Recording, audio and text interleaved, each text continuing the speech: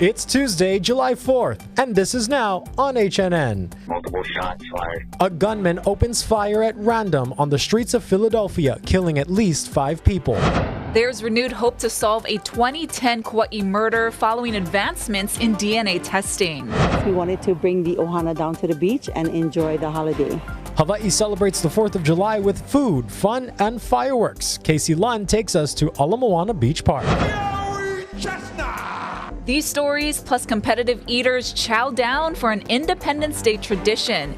Details coming up on This Is Now.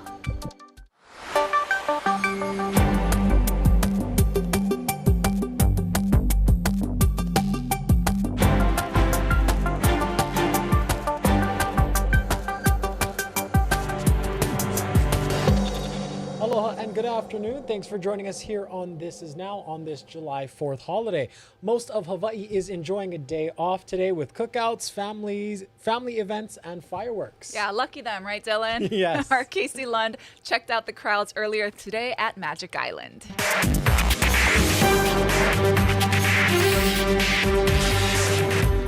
Magic Island here at Moana Beach Park slowly but surely filled up throughout the day. That despite the fact there was once again no fireworks show here for the 4th of July. A lot of people came to set up their tents and get ready to grill. I did that myself, and I apologize for being just a little dressed down today. The weather out here, even early in the morning, was pretty warm. Check it out. I guess not. Are you okay? I was more than okay, Grace. I was elated to be basking in the sunlight with so many other families, all here for the same reason, to enjoy everything this holiday has to offer. And for some people, a big important part of that is the food. What makes the perfect burger simple, right, when you bun it up? Super simple. I'm scraping up, right, because I want to get that crispy, You get the cheesy all crisp. those crispy bits on there. Drop that on, yeah. And then are you willing to share what's in your secret burger sauce? I mean, it's not really. It's not rocket science. It's not. Mayonnaise ketchup base, Mayonnaise, right? Yeah, mayonnaise ketchup base, and then I put a little bit of pickle juice in there, maybe a few extra spices. Figure that one out. And then some pickles, some extra pickles here, right? Can you take a bite with me? Yeah, and enjoy absolutely. this burger on the 4th of July? Yeah. Burger cheers, my friend. Yeah. Oh my God. That is so much better than I would have done on my own. What's on the menu for America's birthday? Oh, we got cakes from Lily Ha and egg salad sandwiches. Staples you gotta have at the barbecue, food-wise. Food, of course, the hot dog, maize teriyaki burger, barbecue chicken, and some kebabs. A lot of families say that they come to Moana Beach Park every year. It's a tradition to them. Yes, they were a little bummed to learn that once again, there wouldn't be that big fireworks show that so many people look forward to, but for them, it's all about food and family. Although there is no fireworks, we wanted to bring the ohana down to the beach and enjoy the holiday. Setup is usually the day before, so we came in 3 truckloads of ukana with tents and hali'i and food and everything else. So the setup started yesterday. So we packed up the truck yesterday and drove here around 4 o'clock this morning. And take a look at some of the fireworks shows happening across the state right here at Oahu at Kailua Beach Park, Haleiwa, Pearl Harbor, and Hukilau Marketplace up in Laie. There's also fireworks shows in Hilo, in Kona, in Lihue, as well as Maui. You can check that show out on Front Street in Lahaina. A reminder that we have all the festivities online at hawaiinewsnow.com. And no matter what you do this 4th of July holiday, try and get in the water. It's going to be a warm one, but make sure you spend it with family and get home safely. Reporting at Moana Beach Park, I'm Casey Lund. For now, I want to send things back to you. I'm getting back in the water. And don't forget, you can catch the Macy's 4th of July fireworks show from New York. That's happening tonight. It airs at 7 o'clock on KHNL. In news around Oahu, a man was seriously injured following an apparent stabbing in Waipahu Monday night. Honolulu EMS responded to the scene around 10:20 p.m. on the corner of Farrington Highway and Pupukahi Street.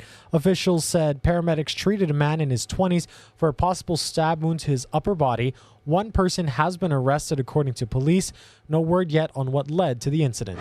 And over in Kailua, HPD is still searching for 2 suspects in an armed robbery that happened last week Saturday. Surveillance video released captures 2 individuals attempting to take a bank bag at a Times supermarket. Authorities say the pair left the scene in a black Mercedes with the Hawaii license plate WFW094. Anyone with information should call Crime Stoppers at 955-8300. You will remain anonymous. H&N investigates a Big Island psychologist accused of sex crimes against a child. 71-year-old Ruben Layla has pleaded not guilty to 4 counts of sex assault and remains locked up at the Hawaii Community Correctional Center. Allison Blair has more on the disturbing accusations. A civil lawsuit filed on behalf of the victim accuses the 71-year-old doctor of targeting the most vulnerable children, whose family sought help through a Kona-based nonprofit called the Loving Service Foundation. According to its website, Ruben Layla was said to specialize in treating children and teens who are dying or suffering from chronic illness. At the end of this driveway off Huehui Street in Kailua, Kona, sits a 22-acre compound, home to a nonprofit called the Loving Service Foundation. It was on this rural property Dr. Ruben Layla is accused of repeatedly sexually assaulting a young patient. The boy just 14 at the time.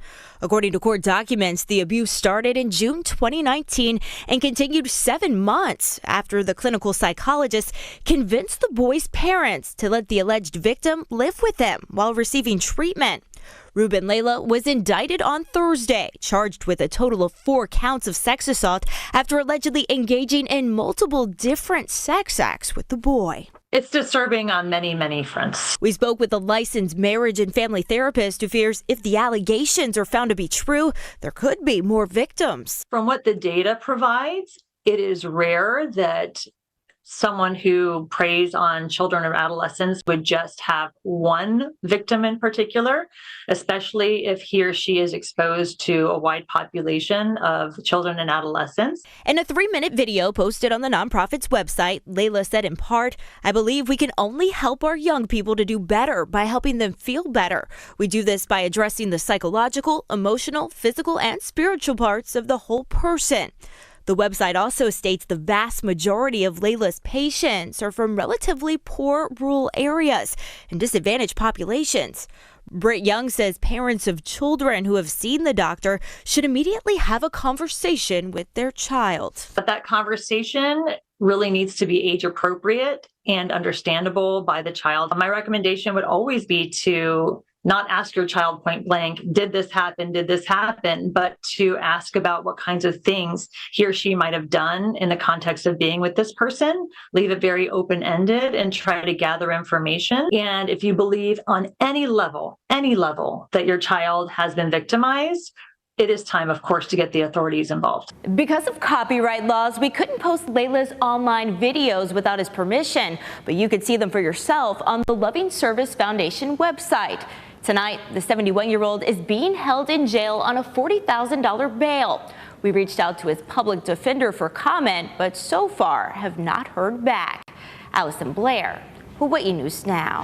A lawsuit claims the violent death of a woman outside the Kapolei police station could have been stopped, but officers failed to act. 48-year-old Linda Johnson was beaten and killed shortly after she was released from HPD custody in February 2022. It's not believed she knew her alleged attacker, Michael Armstrong. The suit claims a witness told an officer in the station that Johnson was being attacked outside. Told her that he had heard something going on outside the doors of the police station and that this woman needed help. Instead of providing help, the woman just retreated further into the police station. They knew, based upon the assault charges, that this guy was on a hold and he should have been returned to the state hospital. This is a case of deliberate indifference. The day before the deadly attack, the suspect, who is schizophrenic, allegedly assaulted a care worker and a police officer. Johnson's family is suing HPD and the city, which declined comment due to pending litigation. Police in Philadelphia say 2 men are in custody in connection to last night's mass shooting that killed 5 people and wounded 2 young boys.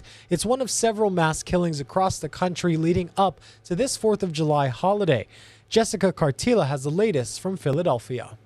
Police in Philadelphia say Monday night's deadly shooting spree could have been worse had officers not been able to corner the alleged gunman in an alley. Had it not been for their bravery, had it not been for their courage, we may have seen more lives lost out there. Law enforcement officials say a 40-year-old man wearing a bulletproof vest and armed with an AR-style rifle went on a rampage across 4 city blocks. Multiple shots fired. Police say he shot at officers as they chased him before he was taken into custody. I am frustrated and outraged that mass shootings like this continue to happen in communities across the United States. Officers arrested a second person at the scene who they say returned fire in the direction of the alleged shooter. The 4 victims killed at the scene range in age from 15 to 59. Police believe a 5th man found dead in his home just after midnight is also a victim in this shooting. We believe the deceased victim at the location inside of 1600 South 56th Street was the first shooting victim. Gunfire also rang out overnight in Fort Worth, Texas, killing 3. Police say shots were fired into a crowd of hundreds of people hours after the end of a local festival. We have our homicide unit working diligently on this to try to identify and apprehend any suspects. The country has seen more than 24 mass killings so far this year. Jessica Cartaglia, CBS News, Philadelphia. For more on this, let's welcome now our Washington correspondent, Josh Raltenberg. Aloha, Josh. Thanks for joining us. First off, where does the country stand in light of these recent mass shootings? Yeah, just another tragic weekend here in the United States. You had 5 people that were killed yesterday in Philadelphia. You had 3 killed in Fort Worth, Texas at a festival. And then over the weekend, you had 2 people that were killed, 30 total that were shot in Baltimore. So the gun violence epidemic is just continuing to get worse in this country. A nonprofit, Gun Violence Archive, says there's more than 330 mass shootings in America already this year. President Biden speaking out about that today, and he released a statement with the White House basically calling on congressional Republicans to come to the table for common sense gun reform. He's called for the reinstituting of the assault weapons ban. He's called for safe storage when it comes to access to guns. He's called for an end for the immunity of gun manufacturers. And also he's asking for universal background checks. But obviously this is something that has just been a hyper-partisan issue here on Capitol Hill. Republicans not interested in any of that whatsoever. But the president also marking the 1-year anniversary of the deadly Highland Park shooting that took place this time last year, where 7 people were killed for a July 4th event. The president praised Illinois for getting rid of assault weapons back in January. And as we just got done saying, that's something that he would like to see nationally, but unlikely to happen. Now, speaking of President Biden, how is he and the First Lady marking this 4th of July holiday? Yeah, so President Biden and First Lady Jill Biden spoke earlier today with the National Education Association. This is the nation's largest teachers union. Speaking remotely from the White House, the president talked about the need for raising teachers' pay when it comes to the importance of teachers' unions and also student loan forgiveness for public service jobs. He also spoke about gun violence, basically saying that arming teachers in schools is not the answer. And then when he talked about banning books, he said that that's not who we are. Now, the First Lady also spoke. Obviously, she's a teacher. She's going to be going into her 39th year of teaching. And she said that her husband, President Biden, is the quote-unquote education president. Now, later tonight, the president and the First Lady will be hosting military veterans and their families for a number of barbecues, as well as an event to celebrate the 4th of July, including watching fireworks from the lawn. New developments in the case of Amber Jackson, a woman whose body was found 13 years ago this week. The Kauai Police Department has announced it's reopening the case with the hope that recent advancements in DNA technology may point them towards her killer. Pig hunters found the 57-year-old's body in a remote ravine in Kealia in 2010. The case had gone cold for years, but loved ones regularly used the anniversary to renew their plea for the public's help. Just last year, KPD assigned a new detective to the case. And we're not going to give up.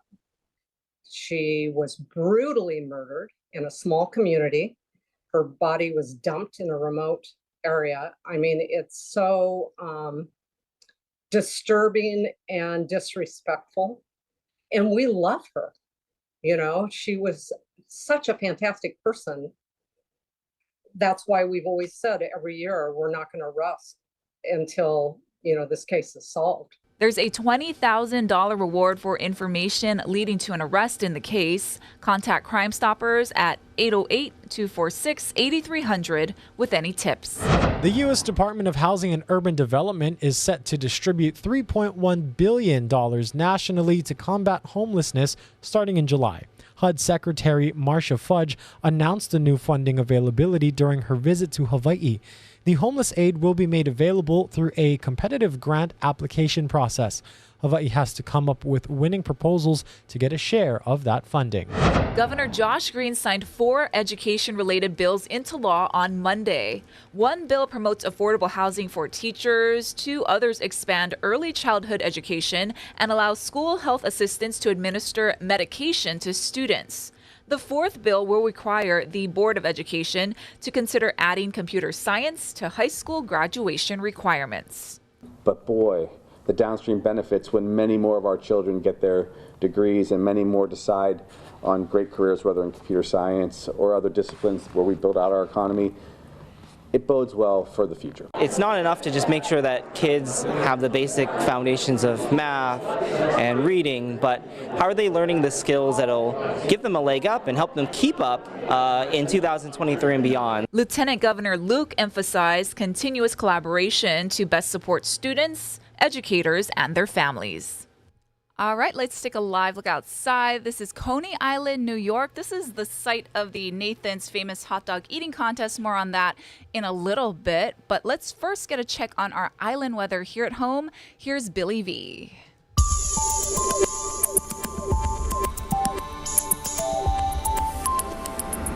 I looked at the updated temperatures and I was just browsing to kind of see what the temperatures were yesterday because it was hot yesterday. It was so hot. How hot was it? Okay, thank you. I messed that up a little bit. Let's go ahead and take a look right now. Kahului tied a record yesterday. On this date in 2019, it got up to 94 degrees. It was 94 degrees yesterday, and we're expecting some of the same weather today. 89 in Honolulu, 87 in Lihue, 86 in Hilo. Those are all warm temperatures for all those places. So kind of make sure you're hydrated if you're going to go outside today because it's going to be a warm one. Current conditions are actually 7-day forecast. Passing showers, that's going to be for today, tomorrow. Easterly winds 15 to 20 miles per hour. They'll continue that way as we go through to the weekend and even into next week. We lose a little bit of the trade winds on Monday. There may also be some moisture embedded into the trade wind flow. Thank you so much, Billy. Time to check out some news from the feeds. Well, the flag that inspired Francis Scott Key to write the words of our national anthem is now on display at the National Museum of American History in Washington. Christina Ruffini recently spoke with the people behind the exhibit about the flag's legacy and how it serves as an enduring symbol of democracy. In the murky waters of Baltimore Harbor, between the Chesapeake Bay and a decommissioned fort, a red, white, and blue buoy marks the spot. Behind us is our Francis Scott Key buoy. What it is it is a marker for where Francis Scott Key observed the British bombarding Fort McHenry for a 24-hour period. With the War of 1812 raging, the British had already marched on Washington and set fire to the White House when they set their sights and ammunition on the last defense of a young nation's industrial port. American Francis Scott Key was aboard a British ship at this spot in the harbor. And as the sun began to break over the water, he squinted through the smoke to see who had won. The morning after, they raised a 30 by 42 foot American flag, and he saw that, and he wrote a poem, and that poem became the national anthem. This is the actual flag Key saw, the Star-Spangled Banner, now housed in a climate-controlled, light-protected chamber at the Smithsonian's National Museum of American History. They know that the Star-Spangled Banner is here. Jennifer Jones is the military history curator and part of the team tasked with preserving this OG piece of Americana. The museum receives about 4 million visitors a year, and I think this is probably one of the things people say, oh, we have to see this. Was it about a flag? I think it embodies our values, and everybody's values are different, and I think that people bring their own ideals to this object, not just this flag, but any American flag. After the war, the flag and the words it inspired became a sensation. Key's poem was quickly set to a popular, and ironically British, tune, and soon rebranded as the Star-Spangled Banner.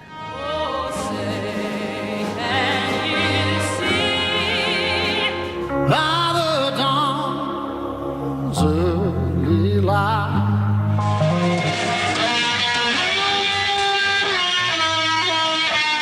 In 1931, it finally became America's official national anthem. Those words were inspirational to a nation fighting to become independent and to create a more perfect union. For more than 200 years, these tattered threads and the stanzas they inspired have meant different things to different people. Triumph and tragedy. Discovery. They've got the flag up now. And disappointment. Injustice. And salvation. We hope that people come and think about what it means to them. It's a bit of an American Rorschach test where they can... Sure, it's the fragility. I mean, if you look at how fragile the flag is, that's really synonymous with our democracy. You know, we have to be participants. We have to be thinking about it. We have to protect it. Christina Ruffini, CBS News. Well, what an inspiring history lesson that was right there. And of course, sticking with the 4th of July theme, what's more American than snarfing down a bunch of hot dogs? Mickey Sudo and Joey Chestnut are your 2023 Nathan's Famous Hot Dog Eating Contest champions. Now, Sudo withstood a challenge from rookie Mayo Ebihara to win the title. While it seemed close at the end, the judges determined that Sudo ate 39 and a half hot dogs and buns and easily cleared Ebihara, who ate 33 and a half. This marks Sudo's 9th mustard belt. Meanwhile, Joey Chestnut ate 62 hot dogs and buns, easily clearing 2nd place by 13. This marks his 16th time winning. Of course, there was some severe weather that delayed the contest a little bit, but just looking at that kind of gives me indigestion just a little bit. And in case you're wondering, the first prize, $10,000, second prize, second place, $5,000, and the optional trip to the hospital not included. I read the strategy and kind of the science behind how to eat that much. It's disgusting, you guys. And what's the tips? What's the good tips? I mean, you bite the hot dog like, you know how they kind of just shove it and they bite, take bites like that. It's so that you can swallow it. And then you soak the bread so that you are hydrating yourself while shoving bread down your throat. Yeah. How many hot dogs do you think you could eat, Ashley? In 10 minutes? In 10 probably minutes. 3.